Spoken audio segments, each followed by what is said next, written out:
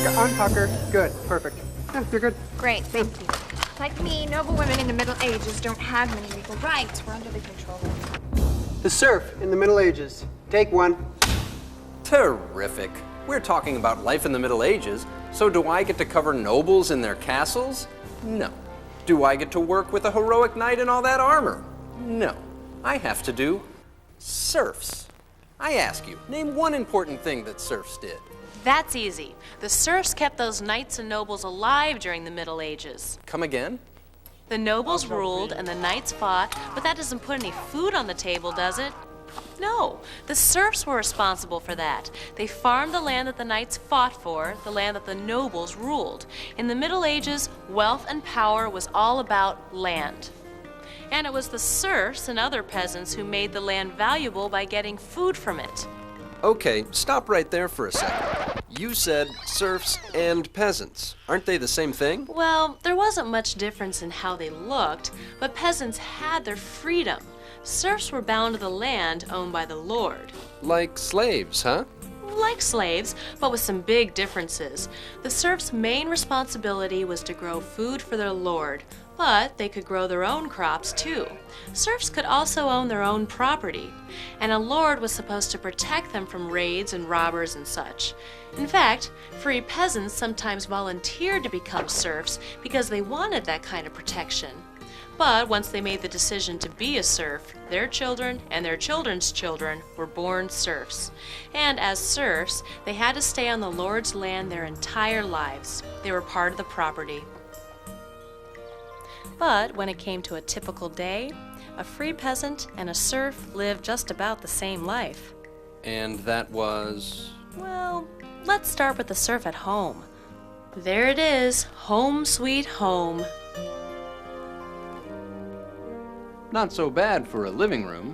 Where are the bedrooms? You're looking at them. Kitchen? Same. Bathroom? Just step out into the yard. Oh. Inside, one of the first things you'd notice was the air. It was thick with smoke because a fire was always burning in the middle of the room. The fire was for cooking and for warming the place. There was an opening in the roof to let the smoke out, but a lot of it still stayed inside. Folks thought the smoke was good for them, though. Just like smoked meat lasts longer, a smoked serf was supposed to be a healthy serf. But seriously, the smoke actually was thought to cure fevers. Their smoky clothes also helped cover up body odor, since in those days, there was no deodorant. Imagine for a minute what it's like living here. The frame of the house was made of wood, but the walls were made of nothing more than clay mixed with sticks. They called it wattle and daub.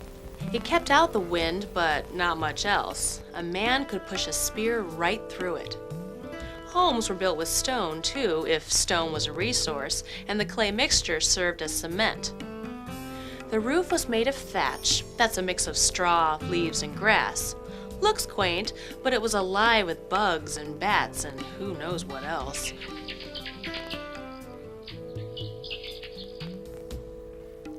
The floor was just packed dirt with some straw scattered over it.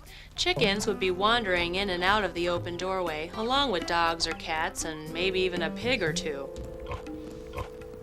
So what was it like eating and sleeping in a home like this? Let's ask the serf and his wife.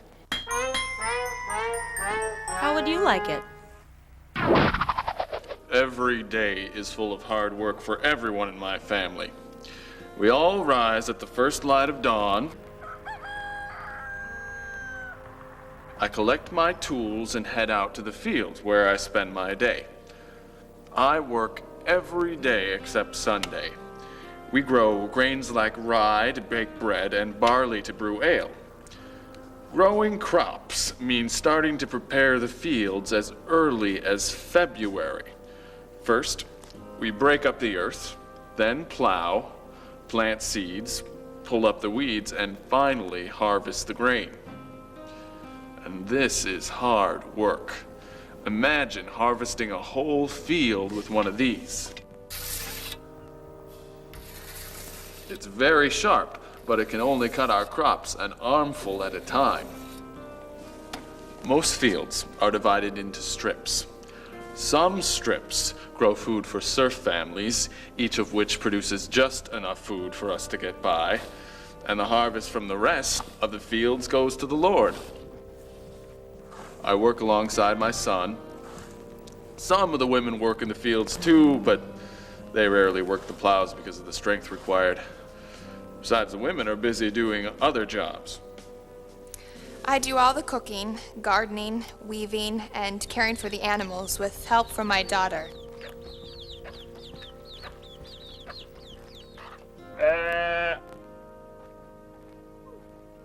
Everything that we own, everything we wear, everything we eat, we must make ourselves.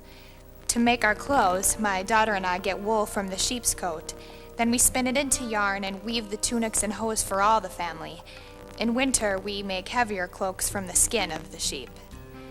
We prepare our meals from the vegetables in our gardens, like beans and peas and radishes. Much like the fields, the gardens are laid out in strips, one for each of the serf families and the rest for the Lord.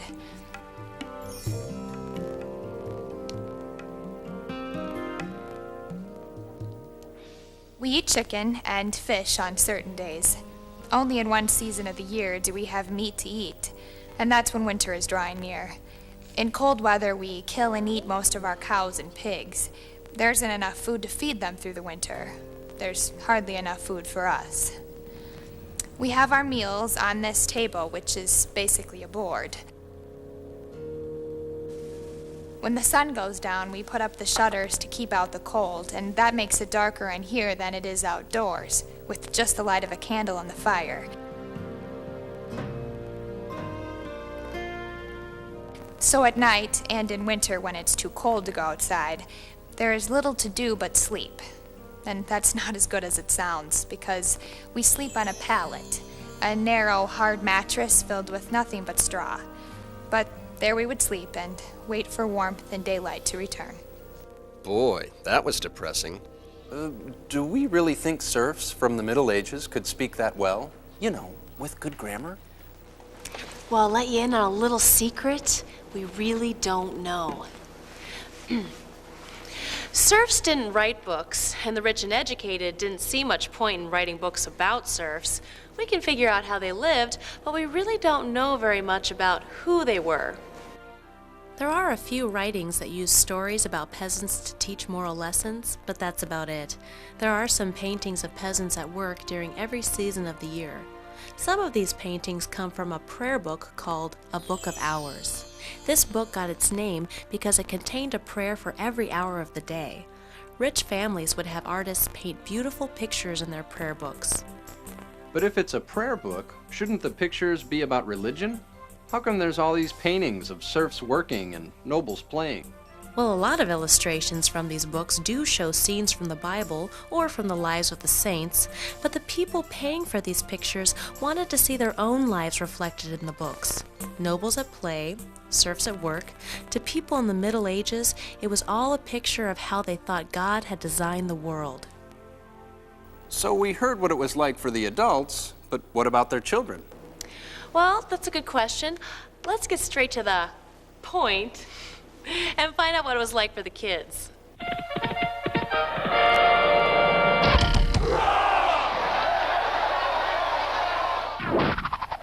Kids started working light jobs from about the time that they could walk. There was no school, no choices about what to do when they grew up, nothing but the same hard work that their parents did. By the time he turned 14, a teenage boy was considered an adult, taking a full load of duties in the field, like plowing and harvesting. Come on, lunch!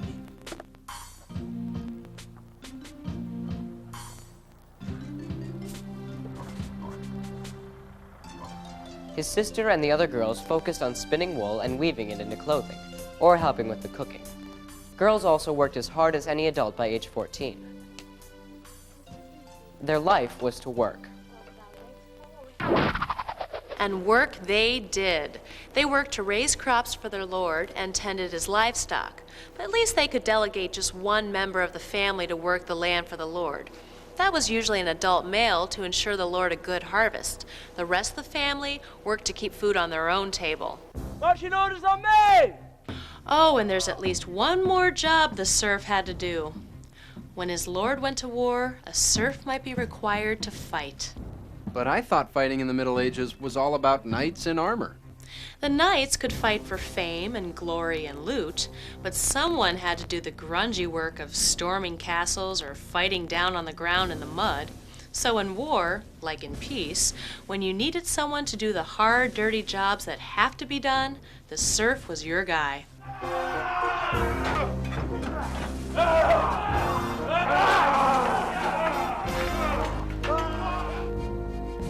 Knights went to war in armor and on horseback, but armor and horses were really expensive. Not many nobles had the money to equip their ordinary soldiers with anything fancy, so serfs walked to war and fought with little or no protection. Couldn't they ever get out of this serf thing? Yes, there were at least 3 ways. A man could marry a free woman, and that automatically made him a free man. He could also buy his own freedom or his family's freedom with the money he earned by working trades, like being a blacksmith. Or he could just make a run for it. If a serf lived away from the lord's lands for 1 year and 1 day, he was considered free. The thing is, in the Middle Ages, living as a free peasant was just as hard as being a serf, maybe harder. Hey, I'm seeing a great way to get some action into this story.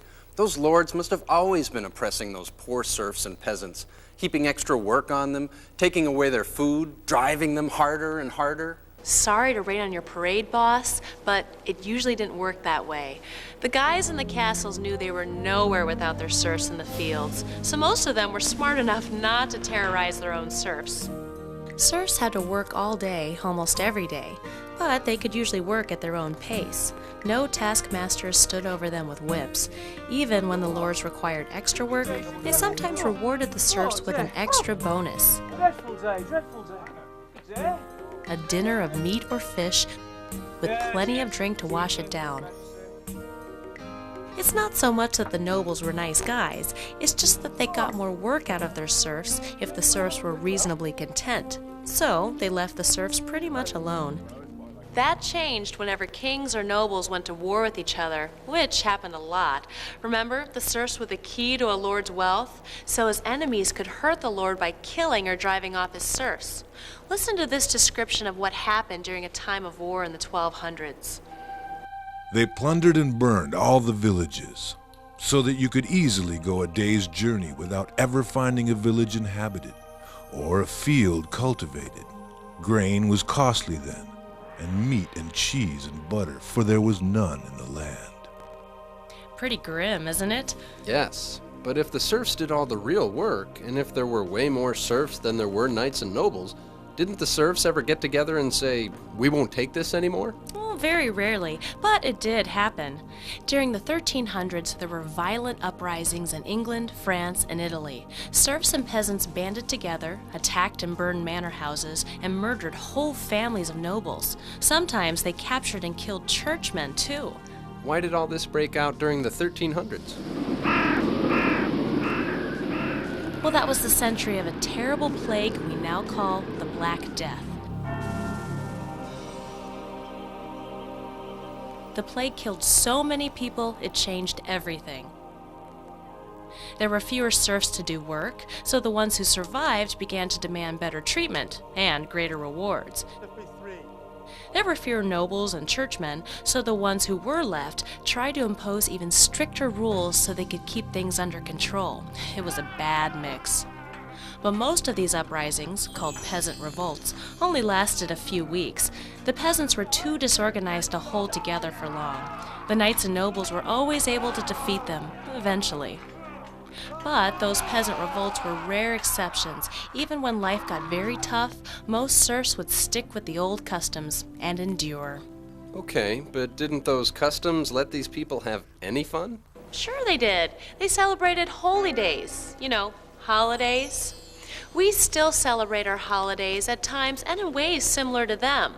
They celebrated a holiday called Candlemas in early February because that's when they could begin to get back into the fields as winter grew less harsh. And they watched the weather carefully that day with the saying, "If Candlemas be fair and bright, winter will have another flight. If Candlemas be clouds and rain, winter's gone and won't come back again." Sound familiar? No. Well, you're probably more familiar with a legend about a burrowing animal that would come from the underground that day to judge the weather. Groundhog Day. Bingo! Another medieval holiday celebrated the first planting of the seeds and the coming of spring. To celebrate, people stripped a tree of its branches, tied ribbons at the top, and danced around the tree, winding the ribbons around it.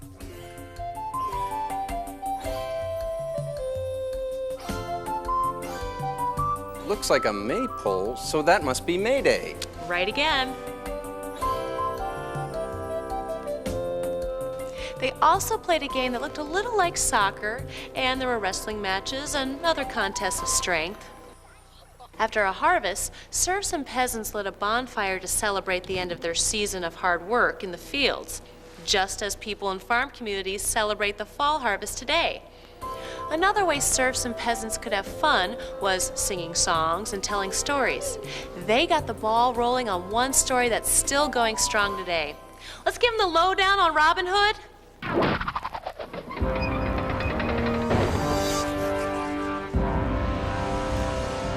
You know Robin Hood, the guy who steals from the rich and gives to the poor?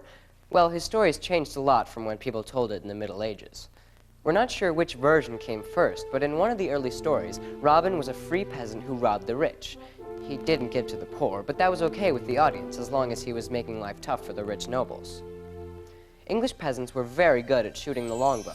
You may know it as a bow and arrow. So it figures that they would create a hero who specializes in the same weapon.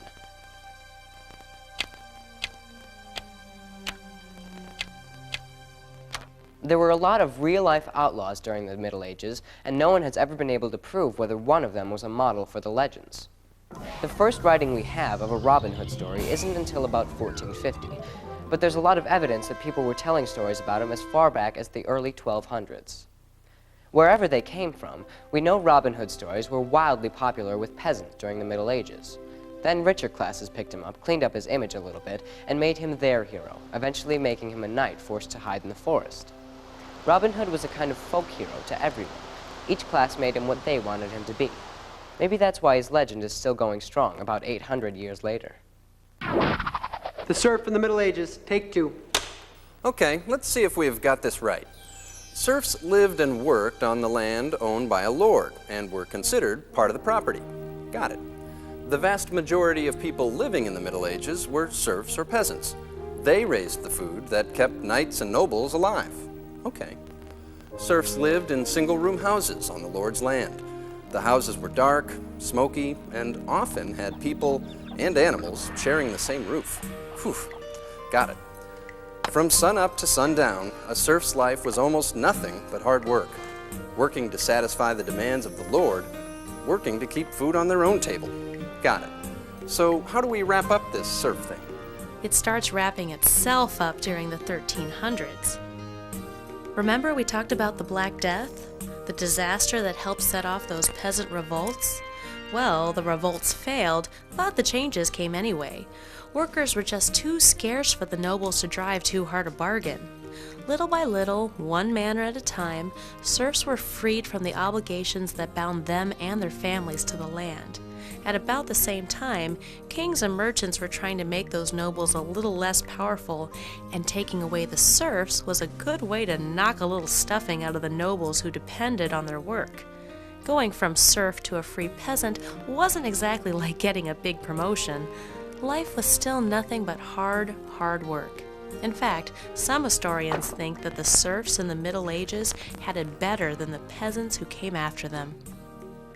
The old ways didn't change overnight. Some countries still had serfs all the way into the 17 and 1800s.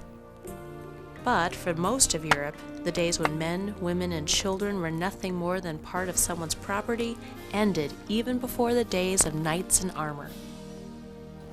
Okay, that's a wrap.